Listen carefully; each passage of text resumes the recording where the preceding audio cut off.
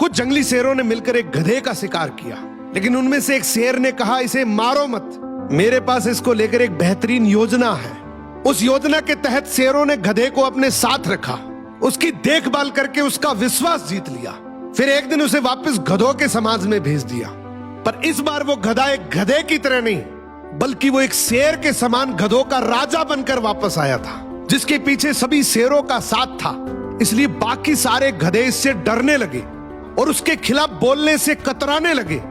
अब शेर जब जब उस गधों के झुंड को देखने आते, ये गधा अपने ही समुदाय के गधे को शेरों को खाने के लिए दे देता।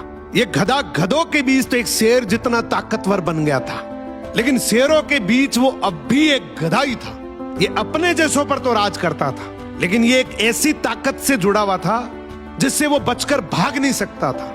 इसने हजारों मासूम गधों की कुर्बानी दी, सिर्फ ये सोचकर कि इससे मैं और ज्यादा ताकतवर बन जाऊंगा। एक दिन ऐसा आया कि सभी गधों ने एकजुट होकर उसका विरोध किया और ये ठान लिया कि इस बार शेर जब भी शिकार करने के लिए आएंगे तो हम में से कोई नहीं जाएगा, चाहे उसका परिणाम कुछ भी हो।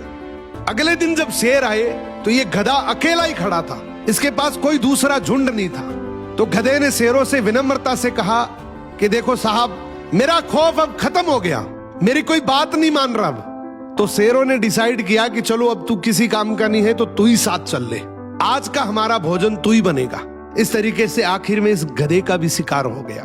हर समाज के अंदर एक ऐसा गधा जरूर होता है जो अपने लालच के लिए, अपनी ताकत बढ़ाने के लिए अपने ही समाज को दांव पर लगा देता है।